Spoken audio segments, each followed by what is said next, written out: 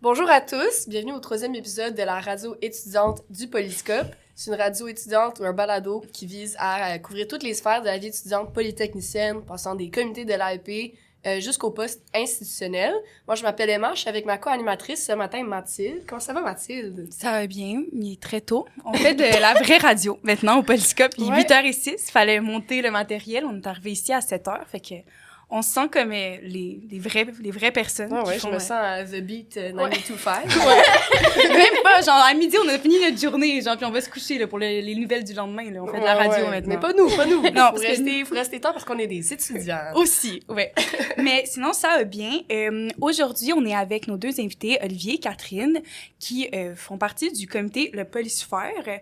Et avant de rentrer dans le sujet qu'on a comme choisi ensemble, qui est plus, on veut parler de la mobilisation étudiante, de l'impact de l'environnement, de l'éco-anxiété sur les étudiants, comment qu'on peut se mobiliser ensemble, puis comment ça nous affecte peut-être un peu plus personnellement. Mais avant de rentrer comme dans le vif du sujet, j'aimerais que vous présentiez le comité, votre rôle là-dedans. Olivier, je sais pas si tu veux commencer. Ouais, moi je suis directeur de Polysphère depuis maintenant 2 ans, impliqué depuis 3 ans. Polysphère, en gros, c'est le comité environnement de Poly. C'est pas plus compliqué que ça. Puis notre approche, c'est d'amener une sphère non technique à cette question-là de l'environnement. On n'est pas une société technique, puis on se garde de toute activité technique pour justement juste les trucs qui se rapportent à la mobilisation, la sensibilisation, des affaires comme ça. Il n'y a pas de capteur de CO2 qui se fait. Là. Non, absolument pas. Non, on est vraiment plus dans la discussion, dans l'influence des gens, puis de créer une communauté de gens impliqués. Et moi, je suis Catherine Baudin, je suis VP capteur CO2. Menteuse! C'est ma deuxième année d'implication. Non, je fais rien. On recommence avec du sérieux, Okay, s'il te plaît. avec du sérieux.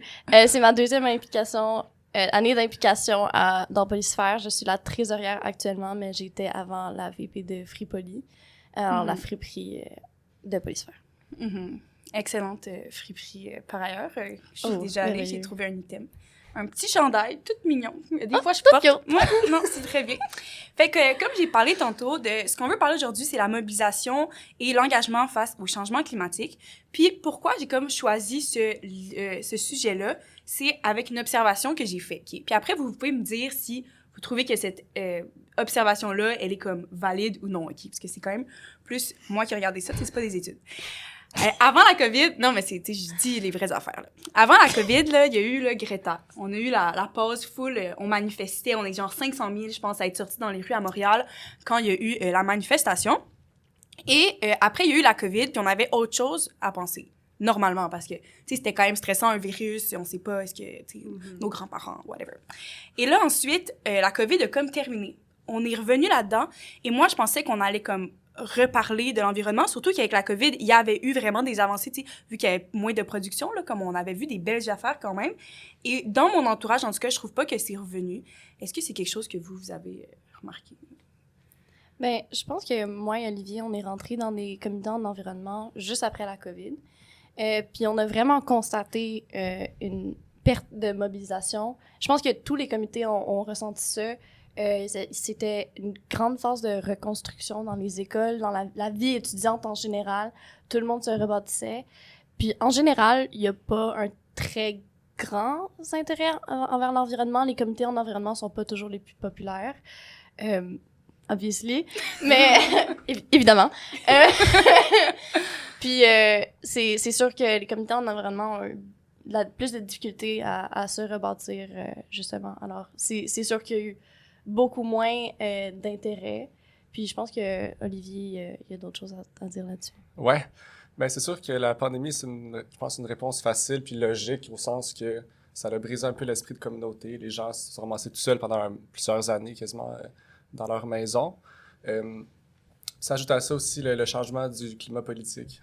Aux États-Unis, souvent, ça apporte un cynisme d'une grande partie de la population qui se sent un peu déconnectée de ces enjeux-là parce que on se les fait présenter plus grands que nature, étant donné l'ampleur du défi. T'sais, quand tu vois Trump, l'homme le plus puissant du monde, en parler de cette manière-là, ça te démobilise, ça t'enlève un peu de sens à tes actions. Mais au-delà de ça, je pense qu'il y a une question centrale qui était présente même avant la pandémie, fait que mettons, dès 2019, c'est le manque de clarté du message. sais, on veut se battre pour l'environnement. Mais ça veut dire quoi, l'environnement? On veut se battre pour aller dans quelle direction? Collectivement, on ne le sait pas nécessairement. Ouais. On sait que le système actuel, il ne fonctionne pas à plusieurs niveaux, mais on veut le changer pour quel système? On veut le changer pour qu'est-ce que ça peut nous apporter comme individu d'avoir un nouveau système? On ne le sait pas. Fait que tout ça reste à définir encore. Puis les gens, ils ont eu la force de l'impact de 2019 avec Greta puis tout ça, puis 500 000 personnes. C'était super cool. Mais il n'y a comme pas eu de suite. Il n'y a pas eu il y a pas eu cet objectif-là en fin de parcours. Puis je pense que c'est ça qui manque. Puis c'est le problème central actuellement en environnement. Ouais. C'est la raison pour laquelle les gens se démobilisent ces temps-ci. Mais c'est vrai que quand je pense à ça, quand on a une manifestation pour l'environnement, tu sais, à qui est-ce qu'on parle? Ouais. Est-ce qu'on parle au gouvernement? Est-ce que si on fait une manifestation à Polytechnique, on parle qu'on veut des assiettes réutilisables à la cafétéria? Tu sais, il y a tellement d'échelles, puis il y a tellement d'enjeux que c'est vrai que, tu sais, Polysphère, vous ne pouvez pas vous battre pour tous les problèmes environnementaux non plus qui existent. C'est souvent très large là, comme sujet. Ouais. Ouais. Puis on peut pas non plus les prendre à la pièce. Tu sais, je pense qu'il faut avoir une vision d'ensemble de l'enjeu.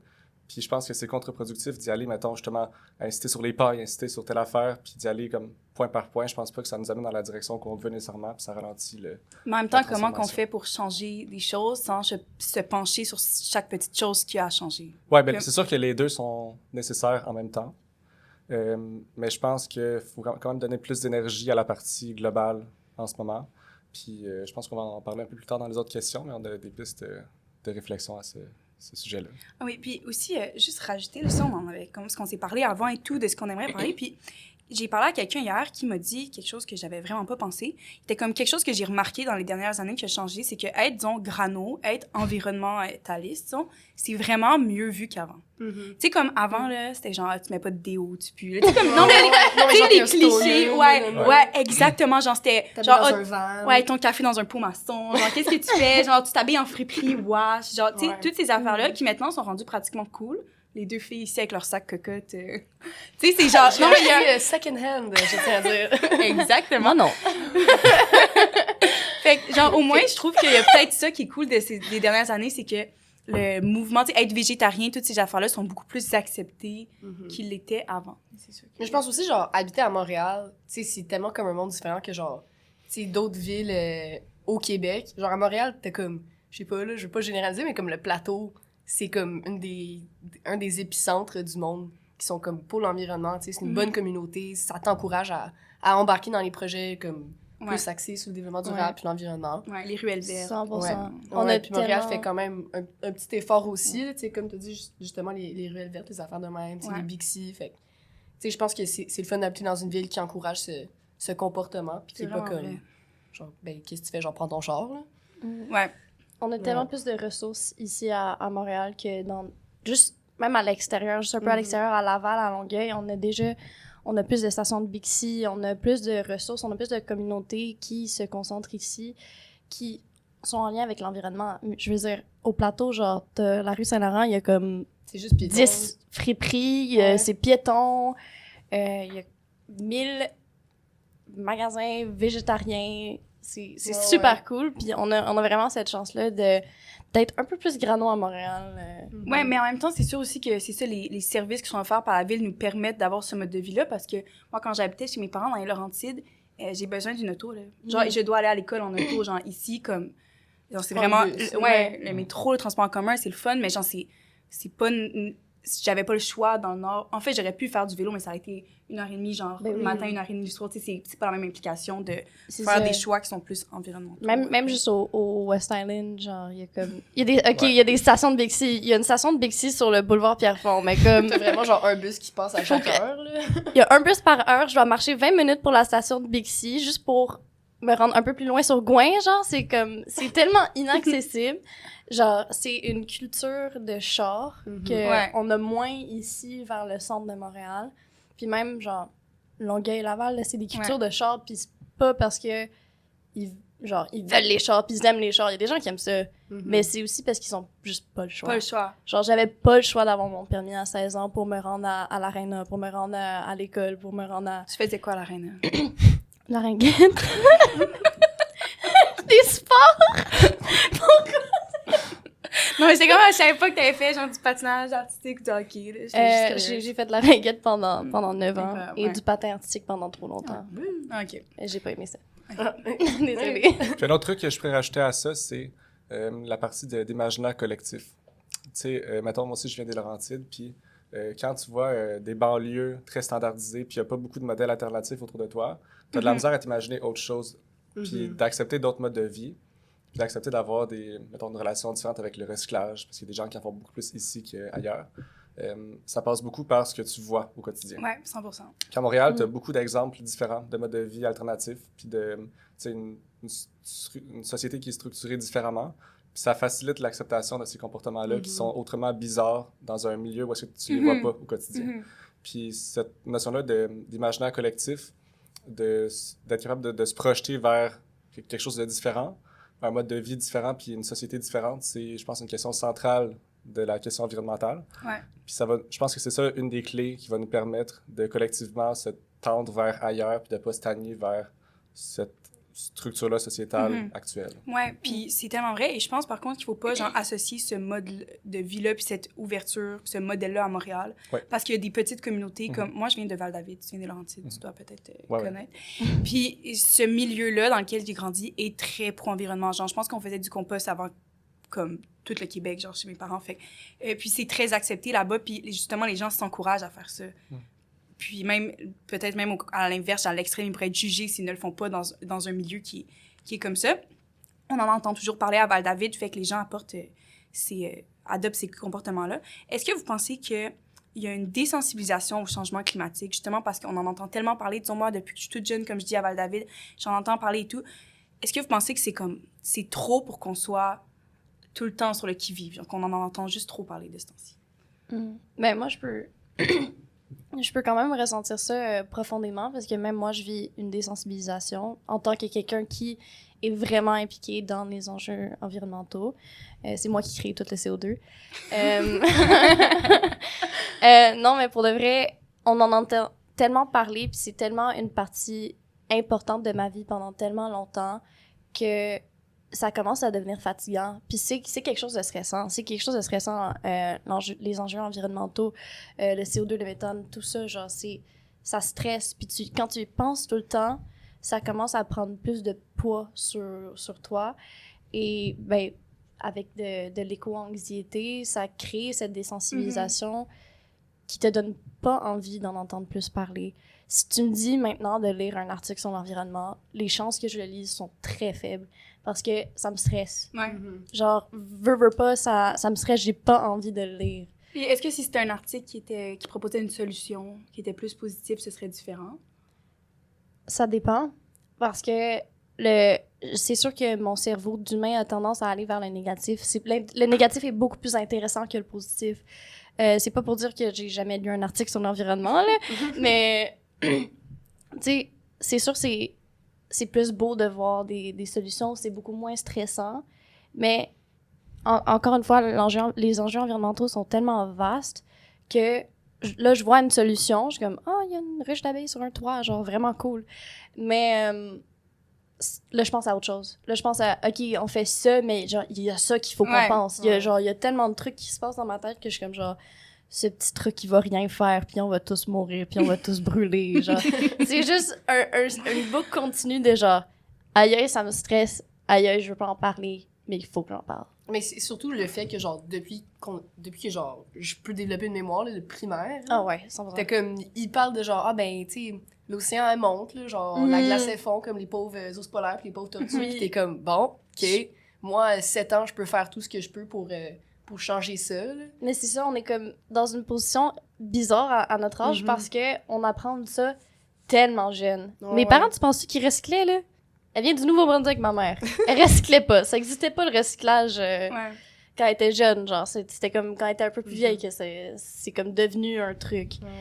Mais comme, on en entend tellement parler depuis qu'on est jeune et que, genre, je me rappelle, troisième année, c'est ça. Troisième année, on parlait de recyclage. Non, le recyclage, c'est super important. Genre, on va mourir si je recycle pas, genre. Ouais, Mais ça. c'est quoi qu'on peut faire après pour mobiliser les gens? Tu sais, on l'a vu à l'automne à Polytechnique. Même, j'ai passé 3 jours avec Olivier et Catherine à faire la grève devant la porte des étudiants. On s'est beaucoup connus durant les journées de grève. On a mobilisé contre la hausse des frais de stage. Puis, il y avait vraiment une belle participation de la communauté étudiante. Tu sais, on était beaucoup à piqueter. On a senti vraiment ce mouvement-là. Puis, c'était très agréable, honnêtement, de sentir qu'on faisait notre devoir de citoyen. Parce que moi, je me suis sentie bien valorisée par mon petit piquetage. Mais aussi de voir la pression que ça faisait, genre. Ouais, puis que ça, 100%. tu sais, que ça fonctionnait, puis que là, on sait pas encore c'est quoi l'entente, mais on a réussi à signer une entente au final avec cette mobilisation-là, ce qui est super cool. Mais les gens étaient impliqués parce qu'on parlait de leur argent directement. Fait que, tu sais, c'est sûr que ça vient chercher quelque chose. Comment on fait quand on a un sujet qui est constant comme l'environnement, qui ira pas bien à cause d'une grève? Tu sais, on va pas régler les choses en une grève. Comment on fait pour amener les gens à se mobiliser quand même? Ben, c'est sûr que, tu sais, comme Catherine disait, les solutions sont moins sexy que les problèmes. Je pense que c'est commun comme principe. Puis, une affaire qui je trouve intéressante, c'est le principe de flotte de zone, un conseiller politique de Steve Bannon qui avait lancé, je pense, en 2017, quelque chose comme ça. Puis, ce concept-là, ça dit on va inonder le marché médiatique d'informations tellement de manière confuse que tout le monde va penser juste à ça. Puis, actuellement, ça fonctionne parce qu'on pense juste à la politique américaine. C'est comme central dans toutes nos relations médiatiques. Fait que je pense que ça me ramène aussi au point de l'imaginaire collectif. Si on voit des solutions partout, puis que c'est juste de ça qu'on parle, puis qu'il y en a dans tous les médias, puis que la majorité des affaires qu'on voit, c'est ça, ben ça va, tu sais, même si c'est moins intéressant, puis on va moins les lire que les trucs spectaculaires puis très négatifs, ben ça va être toujours présent dans notre esprit. Ça va alimenter nos pensées. C'est comme subconscient, là. C'est ça, exact. Ça devient partout, puis c'est juste ça qu'on voit, comme avec la politique Fait que si on voyait tout le temps des solutions dans les médias, on peut faire Ouais. ça, on peut faire ci, ben on viendrait peut-être à plus y croire, puis à penser à ça, puis à les mettre en action. Ça deviendrait C'est concret, vrai. puis tu sais, c'est la même chose dans la culture. Si dans les films qu'on voyait, il y avait moins de chars, puis que les gens se déplaçaient plus à vélo, ben ce serait plus un comportement normal dans nos esprits. Ça influence le monde, là, Exact. à tourner en vélo. Ouais, c'est ça, ça serait ça ma partie de réponse pour l'instant. Catherine, tu voulais rajouter quelque chose? Ou... Ben, je pense qu'il l'a quand même très bien dit, mais genre, moi, j'ai tendance à mobiliser les gens plus en montrant l'exemple un peu. Tu vas jamais me voir dire, genre, rejoins Polysphère, sinon, genre, toute la planète va brûler, là. C'est, genre, je démontre des comportements pro-environnement, disons, comme être végétarienne, comme aller friper pour mes vêtements, ou genre, juste que ça soit quelque chose d'important pour moi. Je pense que ben, dans notre sphère d'influence à nous, dans nos amis, dans nos familles, on s'influence mutuellement. Puis, il y a des gens qui ont rejoint Polysphère parce que je les ai comme Grâce à toi. encouragés. Mais c'est juste si les gens sont intéressés, ils vont s'intéresser si leurs amis sont aussi 100%. intéressés. Tu sais. Oui, la majorité des membres de Polysphère, c'est des relations qu'on avait avant. Ouais. La grande majorité, là. Fait que c'est une stratégie qui fonctionne full. Ouais. Puis ça, je pense que ça me ramène un peu à la question indépendantiste aussi à un certain point. On veut que les gens se sentent inspirés par d'autres, puis pour ça, il faut montrer l'exemple à tous les niveaux de notre vie. Puis je pense qu'il faut reconnaître une certaine vertu à l'acte individuel de « moi, je fais ce que je peux. Je sais que je ne vais pas changer le monde, mais je fais ce que je peux. » Puis au travers de tout ça, tu vas entraîner dans ton sillage des gens qui vont s'inspirer de toi puis qui vont te suivre parce que ça démontre les bénéfices de certains comportements. Il y a des comportements écologiques qui prennent plus de temps mais qui sont moins chers. Fait que les gens qui ont des difficultés financières pourraient être tentés par ça. Mais s'il y a personne dans leur entourage qui leur montre comment faire, ils vont pas le faire. C'est ça. Parce qu'ils savent pas comment. Genre, si j'ai des gens chez moi juste pour... Ben, parce que c'est mes amis, là. Puis je leur fais un pâté chinois végétarien, ben, ils sont comme « Ah, c'est pas dégueulasse, les repas végétariens. » Tu sais, ça montre un peu l'exemple. Puis aussi, genre, moi, quand j'étais végétarienne pour la première fois, puis je pense Olivier et même Mathilde pourraient, genre, témoigner de ça, mais comme, je mangeais des sandwichs au beurre de peanut, genre, pendant 2 semaines, là, parce que je savais pas quoi manger. Mais je sais, mais c'est en ayant des influences sur les réseaux sociaux par des amis qui sont aussi végétariens que t'apprends des recettes, là. Mon pâté chinois aux lentilles, je l'ai pas appris du jour au lendemain. J'étais comme genre, oh my god, je vais mettre des lentilles dans du pâté chinois. Genre, je l'ai vu sur genre Instagram, là. Ouais. Ou c'était ma mère qui me montrait. Il faut l'influence de ses amis. Puis c'est sûr 100%. aussi que c'est ça, d'être avec des gens, disons que toi, tu montres cet exemple-là, ben les gens vont se sentir plus à l'aise après d'aller plus loin puis de pousser dans ces comportements-là que si tu dois être genre un outsider pour pouvoir genre avoir tes valeurs. Tu sais, là, tu peux comme suivre tes valeurs, tous tes amis le font aussi, fait que c'est sûr que ça, c'est vraiment... Ça te fait une communauté, genre comme si moi et Olivier, on va à des événements, puis le repas végétarien, il est dégueulasse, ben au moins, on se parle entre nous, puis on est comme « Hey, c'est vraiment dégueulasse, hein? » Puis c'est comme, t'as quelqu'un avec toi pour partager le dégueulasse. Le sandwich de l'autre fois. Ouais, exact. Sandwich dégueu. Que je vous ai fièrement donné, que vous étiez comme non. Mais je l'ai mangé, il était bon au final. Genre. Il était bon après 5 Faut bouchées. que t'habitues, là, c'est comme un nom de Pavlov. Puis, pour revenir à ta question centrale sur comment mobiliser les gens, puis comment s'inspirer de la mobilisation qu'il y a eu à Poly récemment, Ouais. je sais pas. Je sais pas, mais tu sais, je pense que ça vaut la peine d'y réfléchir. Puis actuellement, tu sais, on commence à rassembler des gens qui veulent réfléchir à cette question-là. Fait que je lance l'invitation à tout le monde. Si ça vous tente de réfléchir à la question de la mobilisation en environnement, notamment à Poly, je pense que mon nom va être dans la caption du podcast. Fait que si vous voulez me contacter, il y a des gens intéressés, puis on veut lancer une réflexion collective à ce sujet-là. Mais il y a aussi, tu sais, genre, juste de même, là, la mobilisation, elle a tellement bien fonctionné à Poly pour la manifestation contre l'augmentation des frais de stage parce que, tu sais, l'AEP a donné son tout pour, genre, faire des reels, demander aux gens de, comme, repost les publications et tout ça. Fait que, tu sais, genre, c'est facile à faire dans une petite communauté comme Polytechnique si tout le monde se donne. Ouais. Fait que, tu sais, genre, tu rassembles une petite équipe de leaders, là, puis tu te dis, genre, hey, Même, chaque fois qu'on fait ça, le repost, on augmente nos communications et tout. Mais en même temps, l'AEP, tu sais, c'était un mouvement qui était court, là. Ouais. Parce que, Mais à la les fin, gens- il- ça ils pendant ont un an. planifié C'est ça. pendant des Des mois, puis longtemps, ça, des c'est ça, mois. ça prend que c'était à la fin, planifié. il était épuisé, là. Ouais, Tu sais, ouais. Oh my c'est parce que God. tout le monde était épuisé. Même nous, on a fait la grève 3 jours, puis On était Mhm. épuisés, On puis était on était même pas dans la épuisés. Je vis encore genre. la fatigue de ça.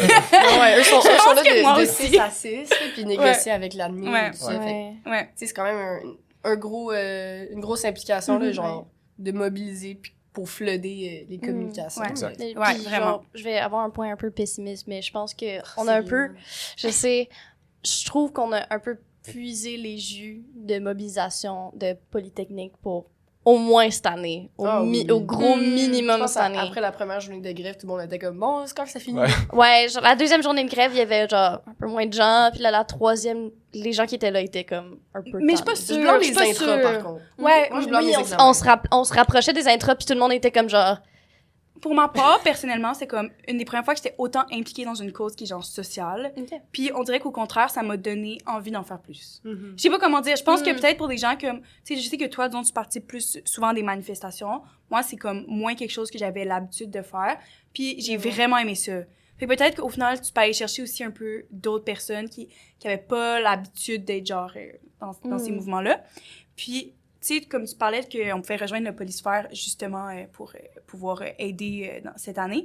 Mais moi, ma première réaction quand on me dirait ça, c'est comme, ben moi, ça me stresse. Ça me stresse l'environnement. Genre, je vais faire de l'éco-anxiété, on dirait, si j'en parle trop. C'est quoi vos trucs pour gérer ce stress-là? Parce que je sais sûrement que si vous êtes impliqué, vous en vivez aussi, là. Juste ajouter Je quelques vis jamais dans statistiques le ghetto. avant. Là. Au Québec, en 2021, il y avait 73% des personnes âgées de 18 à 34 ans qui se disent éco-anxieuses. Mhm. Fait que, tu sais, l'éco-anxiété, tu sais, ça rappelle la dépression, l'angoisse, tu sais, l'envie de rien faire. Genre, tu vois le problème, t'es comme, ah, ben, je peux rien faire parce qu'on va tous mourir. Tu sais, un peu comme tu disais, là. Genre, On va tous t'es- mourir. Tu dramatises beaucoup. Tu sais, 73% des jeunes, c'est beaucoup. Puis, Ouais. Canada-wide, là, genre pour tout le Canada, il y a une étude qui a suivi 1000 jeunes Canadiens, donc de 16 à 25 ans environ. Puis environ 56% des jeunes avaient des inquiétudes et se sentaient impuissants face au changement climatique. Et relié à ça, il y a environ 39% des jeunes qui disaient qu'ils voulaient pas avoir un futur avec genre des enfants, avoir une famille, parce que ils savaient que le monde allait terminer anyway, puis leurs enfants pourraient pas avoir genre un futur optimiste. Ah, ça, c'est bizarre. Il y a- Ouais. il y a beaucoup de... Non, mais je comprends, mais c'est bizarre qu'on soit rendu à qu'on veuille plus d'enfants, qui est genre le truc le plus naturel. Ouais. C'est comme la continuité de la vie, là. Puis on est C'est comme, triste non. que notre génération est pognée avec Qu'on ait- ce stress-là. Ouais. Qu'il y ait 39% de gens qui disent C'est la ça. faute à qui, ça?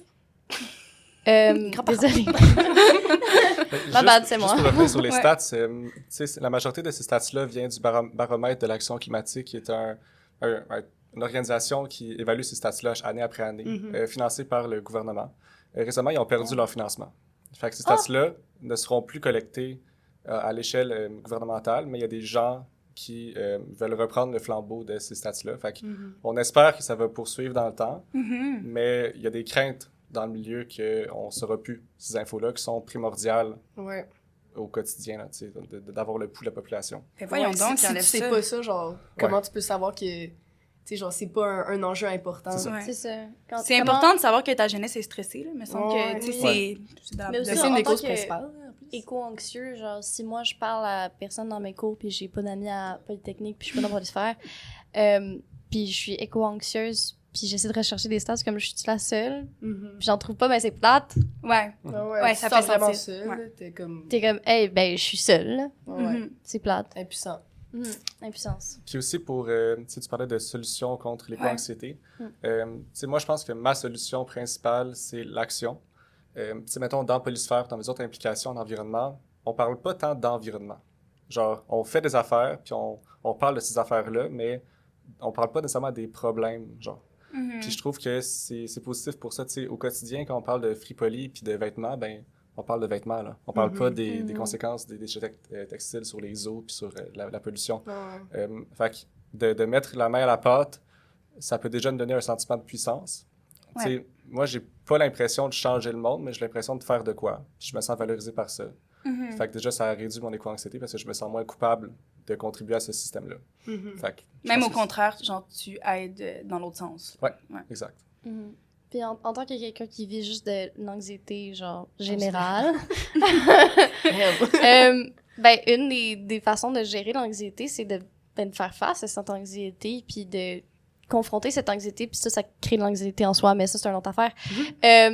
Genre, la façon que je gère mon éco-anxiété, c'est d'aller discuter d'enjeux environnementaux. C'est bizarre de le dire, mais c'est thérapeutique au final, parce que quand tu parles à des gens qui sont stressés par ça aussi, on dirait que votre stress commun, il devient genre un réconfort mutuel ou... Ton stress est divisé en deux, là. au C'est plus, ça, c'est ouais. comme des électrons là, qui partagent leur charge. On est quand même dans une école de génie, là, on va se le dire. Quand même, on a un cours de géochimie tantôt. Mais on partage un peu nos souffrances, puis ça devient thérapeutique, même si ça stresse. Genre, je veux pas... Il y a un lien ce soir, il y a une discussion sur l'environnement ce soir. Parlez-moi du lien. Ah oui!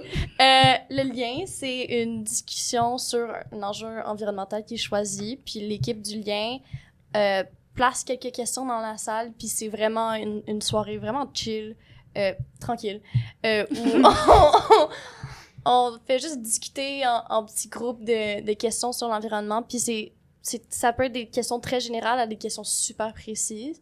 Puis moi, au début, je voulais jamais y aller. Puis un jour, là, Eva, mon amie très proche, me dit genre « Ah, viens, s'il te plaît, à mon activité. » J'ai dit « OK. » Puis j'ai trouvé ça bizarrement thérapeutique. Je pensais pas aimer ça parce que, genre, « Ah, viens parler de quelque chose qui te stresse pendant 2 heures. » Non. J'ai d'autres choses à stresser dessus, là, laisse-moi tranquille. Ouais. Mais c'est thérapeutique, puis c'est vraiment un espace tranquille avec Tu des vides ton gens. esprit, là. C'est ça. Puis c'est tellement des gens différents qui sont affectés différemment par la crise climatique que c'est vraiment juste beau à voir. Puis on est comme une belle équipe qui s'aime beaucoup. C'est cool. Puis l'idée à la base de ce projet-là, c'est de créer un contexte favorable à des discussions sur des enjeux difficiles. Tu sais, mettons, parler d'éco-anxiété avec ses amis, c'est rare qu'on a l'occasion de le faire, puis c'est rare qu'on va creuser le sujet pendant 2 heures, genre.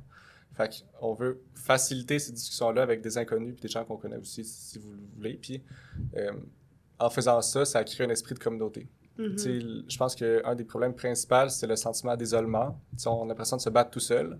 Mais quand tu vois qu'il y a des gens qui pensent comme toi ou pas, mais qui ont tu sais, ces ambitions-là quand même, te sens moins seul, puis ça donne plus de valeur à tes actions individuelles après. Mhm. Fait que je pense que c'est très positif pour ça. Mais c'est vrai, j'ai vraiment aimé comme l'image des électrons qui se partagent leur charge. Ouais, honnêtement, c'était vraiment bien parce que Merci. c'est vrai que quand moi, je vais parler d'un enjeu à quelqu'un puis qu'il me répond comme « Ah, ben on s'en fout », c'est pas grave. T'es découragé. Mais ça me rend comme, OK, est-ce que je suis tout seul à penser ça? Comme, est-ce que je suis folle de ressentir ce stress-là ou est-ce que c'est le danger est là? Puis je pense que le danger est là, genre, personnellement. Fait que ça fait du bien d'au moins parler à des gens qui te valident dans ton sentiment de stress, qui au moins sont là pour stresser avec toi. Genre, honnêtement, ça déstresse. Fait. Mais c'est comme le piquetage, genre, tout le monde qui était là 10 heures par jour, Ouais. ben 8 heures par jour, là, plus. Mais non, 10 heures, pardon. 10 heures par jour, on a tous des valeurs en commun qui nous a rendus là pendant 3 jours, pendant 10 heures. Même les gens qui étaient là pendant 5 minutes, t'es quand même venu. Puis c'est de voir autant de gens partager des valeurs comme toi, ça fait chaud au cœur. Vraiment. Puis c'est un peu comme le lien ou comme des comités en environnement. On est tous là, parce que la cause environnementale est immense. Puis ça nous a tous touchés d'une manière différente, mais on est tous là parce qu'on a des valeurs similaires. Ouais. Puis ça fait chaud au cœur. De nous voir, genre, 20 personnes au lien à partager des kombucha, merci Gotti. Mais à partager nos sentiments, à partager nos vies, à partager, genre, une collation, genre, c'est le fun. Ouais, vraiment. Comment on fait pour savoir c'est quand le lien? Ouais. Le lien. C'est une lettre. C'est une lettre dans votre courrier seulement, si vous êtes assez cool puis vous portez envoyé assez de par un vêtements de pigeon, fripoli. OK, c'est élitiste maintenant, l'application 100%. en environnement, là. Votre net worth doit être 100 000 et plus. Juste ceux qui font vraiment beaucoup de déco-anxiété qui peuvent y aller. C'est ça. Seulement si vous avez fait un stage en environnement dans les dernières 5 années. On a un site web. On a un site web avec toutes les infos. Sinon, juste nous contacter puis on va vous envoyer les invitations. La raison pour laquelle c'est pas sur nos réseaux sociaux, c'est que c'est un événement qui est intimidant quand tu connais pas c'est quoi. Fait que notre stratégie principale, c'est de créer cette communauté-là puis d'inviter les gens individuellement. Fait que si, mettons, tu as des gens dans ton entourage ou dans tes classes qui sont intéressés par le sujet, ben on les invite. Puis ces gens-là viennent s'ajouter à l'activité sans qu'ils arrivent un peu perdus puis qu'ils savent pas à quoi s'attendre. C'est ça notre stratégie. Ils arrivent sans qu'ils sachent, on les kidnappe, puis on Ouais. les met dans une salle, puis après on parle de l'environnement. Ouais, parce que c'est vrai qu'une grosse affiche vient parler de ton éco-anxiété. C'est ça. Pas très vendeur. T'as l'impression que tu rentres dans genre un support group. Là, Ouais, c'est ça. C'est un peu ça la vibe, là. Ouais. Non, c'est ça. Alors, si vous connaissez Eva Brouillas, elle vous en a déjà probablement parlé.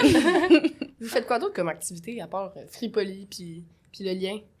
La semaine Liaison, on a comme 4 gros projets en tant que tels que, ben, Olivier supervise, puis moi, je gère l'argent. Alors, on a l'Éco-Foire, qui est une foire d'entreprise en lien avec l'environnement. Alors, c'est un peu comme les journées carrière, mais journées carrière polysphère. Puis, on invite des entreprises à venir. Ensuite, on a Conférentiel, qui est juste organiser des conférences sur divers sujets en lien avec l'environnement. Il y a le lien qu'on a discuté en long et en large. Puis il y a Fripoli, pour lequel j'étais la VP, puis j'aime vraiment ce projet. C'est une petite friperie qu'on a chaque jeudi dans notre local. Ça va changer avec le changement de locaux. Mais on va quand même garder ça chaque jeudi, puis on fait une petite friperie. Le fun. Puis j'aimerais dire aussi là, que je pense là, que les comités, disons ceux qui veulent faire des levées de fonds, peuvent faire une genre de friperie spéciale. Souvent, celles que j'ai vues étaient au 2e du principal, là, proche de la vitrine étudiante, pour ramasser des fonds et genre vous les aider, vous apporter aussi du linge. Donc ça, c'était genre, vraiment un beau projet. Là. Puis souvent, on a beaucoup de linge dans le fond de notre garde-robe. C'est comment vous trouvez vos vêtements? C'est du monde qui viennent juste les porter? Ouais, c'est une super bonne vous allez question. les chercher vous-même? Non, on va pas les chercher nous-mêmes. Dans le fond, on a un bac. C'est un bac de poubelle, mais c'est pas pour de la poubelle. C'est un bac de poubelle que vous pouvez mettre vos vêtements dedans. Mais sinon, avec les friperies collaboratives qu'on a faites avec Polysphore, qu'on va faire avec le CSGI et qu'on va faire avec le CSGGO,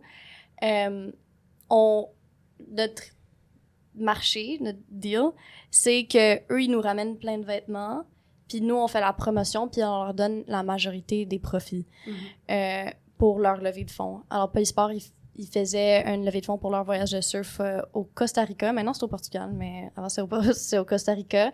Puis, on a eu tellement de vêtements de polysport, on sait pas quoi en faire. Alors ça va venir... ce podcast, il va venir après aujourd'hui. Ouais. Mais aujourd'hui, il y a une friperie gratuite parce qu'on a tellement de vêtements. Pour vrai? Ouais, Oh, aujourd'hui, ben la ok. friperie est J'y gratuite. cours, On y va, là, quand Ouais, même. ouais. C'est complètement gratuit. En même temps, normalement, c'est 2 $ les gars. Genre, on est étudiants, mais 2 $, c'est vraiment pas beaucoup. Puis, anyway, aujourd'hui, c'est gratuit parce qu'on a tellement de vêtements. Genre, on n'a pas un problème de vêtements en live. Pas du tout.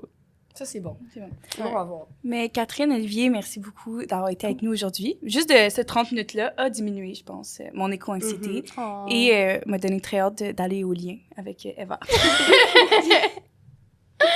J'ai très hâte de faire ça, donc merci beaucoup et on se revoit à Fripoli gratuit tout à l'heure. Merci. Merci. Merci.